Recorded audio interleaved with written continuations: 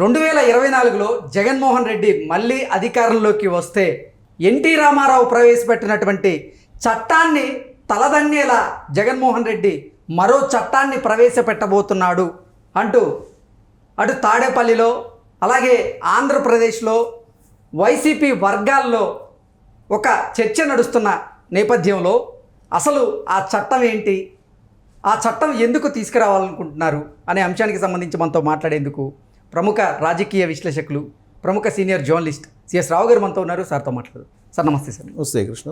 Sir 2024లో Jaganmohan Reddy మళ్ళీ అధికారంలోకి వచ్చి సీఎం అయితే గతంలో సీనియర్ ఎన్టీఆర్ గారు తీసుకొచ్చినటువంటి చట్టాన్ని తలదన్నేలా ఇంకో చట్టాన్ని జగన్మోహన్ రెడ్డి గారు తీసుకొచ్చేందుకు సిద్ధంగా ఉన్నారు, ఆ ప్రయత్నాలు చేస్తున్నారు అంటూ కూడా ఒక వార్త ఇప్పుడు తాడేపల్లితో పాటుగా వైసీపీ వర్గాల్లో కూడా పెద్ద ఎత్తున చర్చ నడుస్తూ ఉంది. పెద్ద ఎత్తున అసలు ఒక స్పెక్యులేషన్ అయితే చూస్తూ ఉన్నాం. ఏంటి సార్ అసలు ఆ చట్టం ఏంటి, ఆ చట్టాన్ని ఎందుకు తీసుకురావాలనుకుంటున్నాడంటే ఏం చెప్తారు? ఒకటి ఏంటంటే ఆ చట్టం ఏంది, ఎందుకు తీసుకురావాలనుకుంటున్నారు, అసలు ఇప్పుడు ఎందుకు చర్చకు వచ్చింది అని అంటే డెఫినెట్గా నిప్పులేంది పొగరాదు. అంటే ఏదో సంథింగ్ తాడేపల్లి కోర్టులో చర్చ జరిగింది. తాడేపల్లి కోర్టులో జరిగినటువంటి చర్చకు ఆధారంగా ఇది చట్టం రాబోయేటువంటి రోజుల్లో ఒకవేళ జగన్మోహన్ రెడ్డిని కనుక గెలిపిస్తే అనేది ఏం చట్టం, అది ఎలాంటి చట్టం అని అంటే ఇప్పుడు ఆయన కావాలనుకున్న చట్టాలను తీసుకొస్తారనేది మనం గతంలో జీవో నెంబర్ 1 కానీ లేదంటే ఆ తర్వాత అనేకమైనటువంటి జీవోలు తీసుకొచ్చారు. ఆయనకు అనుకూలంగా ఉండేటువంటి జీవోలు చాలా తీసుకొచ్చారు. ప్రత్యర్థులను ఇరుకుని పెట్టేటువంటి జీవోలు, తనకి కావాల్సినటువంటి వాళ్ళకి అనుకూలమైనటువంటి జీవోలు చాలా తీసుకొచ్చారు. రివర్స్ టెండర్కి సంబంధించినటువంటి జీవోలు తీసుకొచ్చారు, చీకటి జీవోలు చాలా తీసుకొచ్చారు. కొన్నేమో కోర్టు ముట్టికాయలు వేసి కొన్ని డ్రాప్ చేసుకున్నారు, కొన్నేమో ఉన్నాయి. ఏమైతే అనుకుంటున్నారో ఆయన అవి చేస్తుంటారు. సో ఇప్పుడు ఆయన ఏమనుకునేటువంటి అవకాశం ఉంది రాబోయేటువంటి రోజుల్లో, ఆయన ఎందుకు చట్టాన్ని ఎన్టీ రామారావు చేసినటువంటి చట్టాన్ని ఒక రకంగా దాన్ని తలదన్నేలానా లేదంటే రద్దు చేసేలాగా అనేది కనుక చూసుకుంటే ఇప్పుడు జగన్మోహన్ రెడ్డికి కనిపిస్తుంది ఏంటంటే షర్మిల. ఓకే, ఒక పెద్ద భయంకరమైనటువంటి శత్రువుగా కనిపిస్తుంది షర్మిల. షర్మిల బలపడే కొంది రాజకీయంగా జగన్మోహన్ రెడ్డికి గ్రాఫ్ డౌన్ అవుతూనే ఉంటుంది. ఓకే, ఇంకొక పక్క బావమర్ది బ్రదర్ అనిల్ వ్యతిరేకమైనటువంటి ప్రచారం చేస్తున్నారు. కాబట్టి బ్రదర్ అనిల్ని షర్మిలాని ఇద్దరిని దెబ్బకొట్టాలంటే ఏం చేయాలి? ఒక చట్టం తీసుకొచ్చి ఆ చట్టానికి వాళ్ళని బలి చేయాలి. ఓకే, లేదంటే వాళ్ళు పై చేయిగా నిలిచేటువంటి అవకాశం ఉంది. ఇప్పుడు ఏ విధంగా అయితే విజిలెన్స్ అండ్ ఎన్ఫోర్స్మెంట్ చట్టాన్ని తీసుకొచ్చి విపక్షాలని లేదంటే సోషల్ మీడియాలో ప్రచారం చేసేటువంటి వాళ్ళందరినీ అరెస్ట్ చేయించి జైల్లో పెట్టాలని చెప్పి అనుకుంటున్నారు. ఆయన రఘురామ్ రెడ్డి ఎవరో సంథింగ్, ఆయన ఇచ్చినటువంటి గైడెన్స్ మేరకు అన్ని విభాగాల్లో ఒక విజిలెన్స్ అండ్ ఎన్ఫోర్స్మెంట్ విభాగం ఉంటుందండి. వాటన్నిటిని ఒక గొడుక్కి తీసుకొచ్చి ఒక చట్టం, ప్రత్యేకమైన చట్టం తీసుకొచ్చి దానికి విశిష్ట అధికారాలు ఇచ్చేసి ఎవరిని కావాలంటే వాళ్ళని అరెస్ట్ చేయొచ్చు అనేటువంటి ఒక పవర్ఫుల్ చట్టాన్ని తీసుకురావాలని చెప్పేసి అనుకుంటున్నారు. దాని మీద ఇవాళ తెలుగుదేశం పార్టీకి సంబంధించినటువంటి లీడర్లు కూడా అబ్జెక్షన్ చేస్తూ వాళ్ళు ఒక లెటర్ రాయడం జరిగింది. రాష్ట్రపతికి కూడా రాయడం జరిగింది, గవర్నర్కి, రాష్ట్రపతికి, వీళ్ళందరికీ రాయడం జరిగింది. ఆ చట్టం ప్రకారం ఎవరినైనా అరెస్ట్ చేయొచ్చు. ఓకే, వాళ్ళకి కావాల్సిన వాళ్ళకి నచ్చనటువంటి వాళ్ళు ఎవరైతే ఉన్నారో వాళ్ళని ఎవరినైనా డైరెక్ట్గా పోయి వితౌట్ 41A నోటీస్ డైరెక్ట్గా అరెస్ట్ చేయొచ్చు. అంత చట్టాన్ని అనుకూలంగా తీసుకొచ్చుకుంటున్నాడు. సరే, ఇప్పుడు ఎందుకు షర్మిల విషయంలో ఏం చట్టాన్ని తీసుకొస్తున్నాడు అసలు అని అంటే ఈసారి ఖచ్చితంగా ఆయన కనుక అధికారంలోకి వస్తే ఫస్ట్ చేసేటువంటి చట్టం ఏదైనా ఉందంటే మహిళలకు ఆస్తిలో సగభాగం అనేది ఉంది కదా, ఆ చట్టాన్ని రద్దు చేస్తూ దాన్ని ప్లేస్లో ఇంకొక చట్టాన్ని తీసుకొచ్చేటువంటి అవకాశం ఉంది. ఎందుకు ఆ చట్టాన్ని తీసుకొచ్చే అవకాశం ఉంది అని అంటే ఇప్పుడు షర్మిల ఆస్తిలో సగభాగం అడుగుతుంది. రాజశేఖర రెడ్డి బతికున్న రోజుల్లో ఆస్తిలో ఇద్దరు కొడుకైనా కూతురైనా ఒకటేను, ఆస్తిని సిరసకం పంచుకోండి అని చెప్పారు అప్పట్లోనే. దాని ప్రకారమే ఆస్తిలో వాటా అడుగుతుంది షర్మిల. ఇప్పుడు ఆస్తిలో వాటా ఇవ్వడానికి ఆయన సిద్ధపట్టలేదు కాబట్టి ఇప్పుడు ఆమె వ్యతిరేకంగా ప్రచారం చేస్తుంది, రోడ్డును పడుతుంది, తర్వాత వ్యతిరేకిస్తుంది జగన్మోహన్ రెడ్డిని. ఒక వెన్నుపోటుదారుడు, ఒక మోసకారి, ఒక క్రూరమైనటువంటి వ్యక్తి అతను, గతంలో ఉన్నటువంటి జగన్మోహన్ రెడ్డి కాదు ఇప్పుడు అని చెప్పి ఆవిడ ప్రజల్లోకి చూపుతుంది. అంటే ఆవిడకి ఆస్తి ఇవ్వలేదు అనేది అందరికీ తెలిసినటువంటి విషయం. ఆస్తి పంచి ఇవ్వలేదని మొన్న మధ్యకాలంలో ఆస్తికి సంబంధించి ఒక పంచాయతీ జరిగింది, ఆ పంచాయతీకి పెద్ద మనిషిగా విజయమ్మ వ్యవహరించారు, ఆ రోజు ఆస్తుల పంపకాలు కూడా జరిగిపోయాయి అంటూ కూడా కొన్ని వార్తలు వచ్చాయి. అవన్నీ జరిగితే అసలు ఆవిడ రాజకీయంగా ఇలాంటి స్టెప్ అయ్యేదిగా. ఓకే, అవన్నీ జరిగితే రాజకీయంగా స్టెప్ అయ్యేది. ప్లస్ ఆవిడే చెప్తున్నారు కదా నాకు అన్యాయం చేశాడని చెప్పి ఆవిడే చెప్తున్నారు కదా ఇప్పుడు ఆంధ్రప్రదేశ్లో. ఆస్తులకు సంబంధించి నాది పేపరు, సాక్షి పేపర్ నాది, అయినా కానీ నా న్యూస్ అని చెప్పి చెబుతుంది కదా. అంటే ఆస్తిలో భాగం ఇవ్వనట్టే కదా.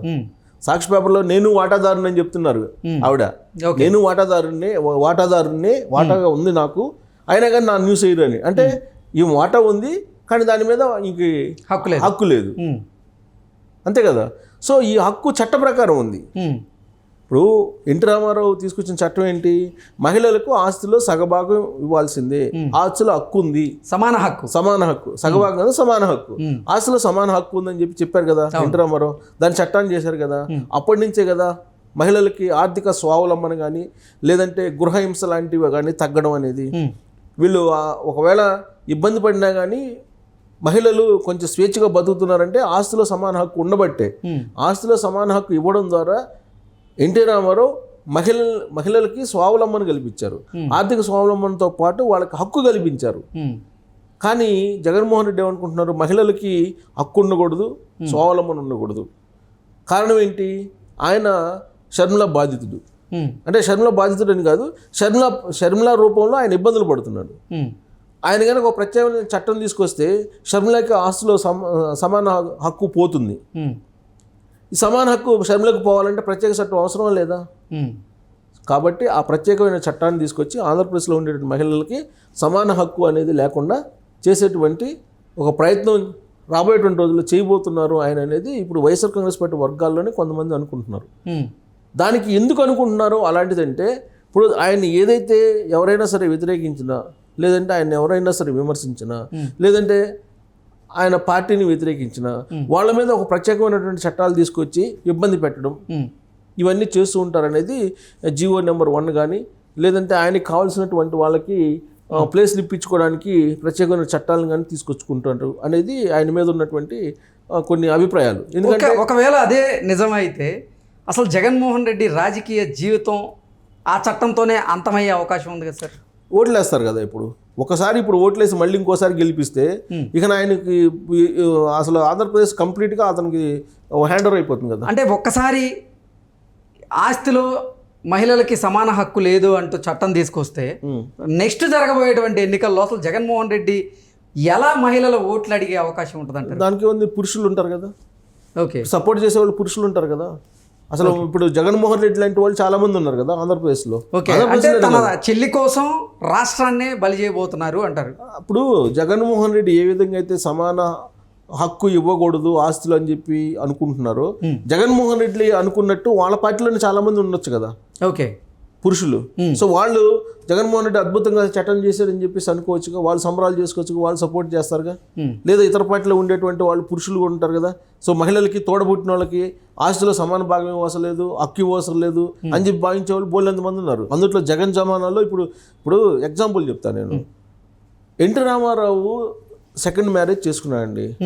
ఆ సెకండ్ మ్యారేజ్ ఎలా చేసుకున్నారంటే అది పబ్లిక్లో ఆయన తాలిబొట్టు కట్టారు లక్ష్మీపార్వతికి. సరే ఎలా అన్నా జరిగిన ఆ మ్యారేజ్ సెకండ్ మ్యారేజ్ చేసుకున్నారని చెప్పి ఎన్టీ రామారావు నా భర్త అని చెప్పేసి ఆవిడ చెప్తున్నారు. సరే వాళ్ళిద్దరు భార్యాభర్తలుగా ప్రజలు అంగీకరించారు, అంటే ఎలక్షన్కి వెళ్ళారు కాబట్టి. ఆ తర్వాత సమాజంలో ఎలాంటి మార్పు వచ్చిందో చెప్పిన, సెకండ్ మ్యారేజ్ చేసుకునే వాళ్ళు థర్డ్ మ్యారేజ్ చేసుకునే వాళ్ళ సంఖ్య పెరిగింది. ఎందుకు పెరిగింది అని అంటే అప్పటి వరకు కూడా ఎవరైనా కొంచెం వయసు మీరినటువంటి వాళ్ళు పెళ్లి చేసుకోవడానికి అంత ఇష్టపడేవాళ్ళు కాదు. ఎన్టీ రామారావు చేసుకున్న అప్పటి నుంచి ఎన్టీ రామారావు నేను చేసుకోవడానికి ఏమైంది, నేను చేసుకున్న తప్పేంటి అనేటువంటి అభిప్రాయాన్ని వ్యక్తం చేసేవాళ్ళు. అభిప్రాయాన్ని వ్యక్తం చేస్తూ సెకండ్ మ్యారేజ్ అని పెద్ద తప్పేం కాదు అది అని చెప్పి అభిప్రాయానికి వచ్చేసింది సమాజం. ఓకే, దానికి అదే ఆ ఎపిసోడే కారణం, ఎన్టీ రామారావు సెకండ్ మ్యారేజ్ ఎపిసోడే కారణం. ఓకే, ఆ తర్వాత చాలా ఈజీగా అందరూ మ్యారేజ్ చేసుకోవడం తప్పని మనం అంటలా, అంటే పెరిగినాయి అలా మ్యారేజ్. అలానే ఇప్పుడు జగన్మోహన్ రెడ్డి మహిళలకి సమాన హక్కు ఎందుకు అవసరం ఏమిటి అని చెప్పి అసలు ఎన్టీ రామారావు చేసిన చట్టాన్ని రద్దు చేస్తే దాన్ని సపోర్ట్ చేసేటువంటి వాళ్ళు కూడా ఉంటారు. ఓకే, వ్యతిరేకించేటువంటి వాళ్ళు మహిళలు. ఎవరు మహిళలు? ఎవరైతే సమాన హక్కు కావాలనుకుంటున్నారో వాళ్ళు ఇప్పుడు వాళ్ళు ఏ విధంగా అయితే కావాలనుకుంటున్నారో మహిళలు, వాళ్ళకి మహిళలకు ఇవ్వకూడదు అనుకునేటువంటి వాళ్ళు కూడా ఇక్కడ ఉంటారు కదా. జగన్మోహన్ రెడ్డికి సంబంధించిన వాళ్ళు, జగన్మోహన్ రెడ్డి ఏ విధంగా అయితే అనుకుంటున్నాడో షర్మిలకి ఇవ్వకూడదు హక్కు అని, అదేవిధంగా ఇప్పుడు జగన్మోహన్ రెడ్డి లాగా అనుకునేటువంటి వాళ్ళు చాలామంది ఉంటారు. వైఎస్ఆర్ కాంగ్రెస్ పార్టీలో ఉంటారు, వేరే పార్టీలో కూడా ఉంటారు. సో ఆ చట్టాన్ని తీసుకొస్తే ఇప్పుడు సపోర్ట్ చేసే వాళ్ళు ఉంటారు, వ్యతిరేకించేటువంటి వాళ్ళు ఉంటారు. సో జగన్మోహన్ రెడ్డికి చేస్తే కనుక అది అంటే చట్టాన్ని చేయాలని చెప్పి చర్చ జరుగుతుంది అంటున్నారు, నిజం ఎంత అవుతుంది ఎంతో.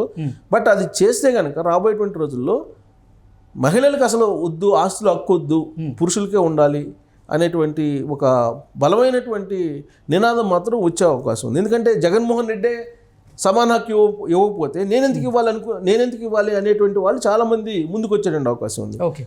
ఇప్పటికే కుటుంబ వ్యవస్థ నాశనం అయిపోతుంది. అసలు మహిళల్ని తోడబుట్టిన వాళ్ళని సక్రమంగా చూడనటువంటి వాళ్ళు చాలామంది ఉన్నారు. తోడబుట్టినటువంటి వాళ్ళకి అసలు ఎందుకు ఇవ్వాలి అనుకునే వాళ్ళు కూడా చాలామంది ఉన్నారు. అలాంటి వాళ్ళకి మార్గదర్శిగా జగన్మోహన్ రెడ్డి నిలిచే అవకాశం ఉంది రాబోయేటువంటి రోజుల్లో. సో ఆ చట్టాన్ని ఎన్టీ రామారావు చేసిన చట్టాన్ని ఎందుకు ఉంచాలి నేను? ఇప్పుడు ఎన్టీ రామారావు పేరు మీద ఉన్నటువంటి హెల్త్ యూనివర్సిటీని మార్చేశారు, వైఎస్ పేరు పెట్టుకున్నారు. సో అలాగనే చట్టాన్ని ఇప్పుడు ఒకవేళ రేపు మళ్ళీ అధికారంలోకి వస్తే జగన్మోహన్ రెడ్డి కింగ్ అండి. ఓకే, అనిల్ కుమార్ యాదవ్ చెప్పాడు కదా, రేపు ఓటేసి గెలిపిస్తే జగన్మోహన్ రెడ్డిని ఇక ఆంధ్రప్రదేశ్కి రాజు అని చెప్పి అనిల్ కుమార్ యాదవ్ ఆ పార్టీ సంబంధించిన ఎమ్మెల్యే చెప్పాడు కదా. రాజు అంటే ఏంటి? ఇక అతను ఉన్నంతకాలం అతనే వేరే వాళ్ళు ఉండరు, ఆ స్థాయిలో తీసుకెళ్ళిపోతాడు ఆంధ్రప్రదేశ్ని అని అనిల్ కుమార్ యాదవ్ చెప్తున్నారు, మనం కాదు. అనిల్ కుమార్ యాదవ్ అని చెప్పినటువంటి మాట. కాబట్టి దాంట్లో భాగంగా ఈ చట్టాన్ని తీసుకొచ్చే అవకాశం ఉంది. ఈ చట్టాన్ని తీసుకొచ్చారనుకో మహిళల ఆధిపత్యం కూడా పోతుంది, మహిళల హక్కులు కూడా పోతాయి. ఇక జగన్మోహన్ రెడ్డిని ఫాలో అయ్యేటువంటి పురుషులు లేదంటే మహిళలు సమాన హక్కు వద్దు అనుకునేటువంటి వాళ్ళు వీళ్ళు జగన్మోహన్ రెడ్డికి సపోర్ట్ చేస్తారు. ఓకే, సో ఆయన అనుకున్నదే వేదం. ఇక ఓకే, ఎన్స్ రేపు ఓటేసి గెలిపిస్తే మొట్టమొదటి తీసుకొచ్చే చట్టం ఏదన్నా ఉందంటే ఇదే అని చెప్పి వైఎస్ఆర్ కాంగ్రెస్ పార్టీ వాళ్ళు చెప్తున్నారు కొంతమంది. ఓకే, సో ఎన్టీ రామారావు చేసిన చట్టాన్ని ఎందుకు ఉంచాలి? రద్దు చేసేస్తే ఈ గొడవ ఉండదు, షర్మిల అడగడానికి హక్కు కూడా ఉండదు. ఇప్పుడేమో అడుగుతున్నారు కదా, ఇక హక్కు కూడా ఉండదు. ఓకే, ఇంకొక అడుగు ముందుకేస్తే వన్స్ పెళ్ళైన తర్వాత అన్నదమ్ముల సంబంధం కూడా అవసరం లేదు, ఇంకా ఆ సంబంధాలు లేకుండా ఉండాలి అనేది కూడా వచ్చే అవకాశం ఉంది. అంటే భవిష్యత్తులో రాబోయేటువంటి రోజులు మార్పులు అనేక ఉంటాయి. ఇప్పుడు అంతకుముందు సతీ సహగమనం ఉంది, అది పోయింది కదా ఇప్పుడు. అలానే వన్స్ మ్యారేజ్ అయిన తర్వాత ఇంకా నువ్వెవరో నేనెవరో, సో రక్త సంబంధాలు అనేది ఉండదు, చట్టబద్ధం కాదు అని చేయొచ్చు. Okay, okay sir, thank you so much.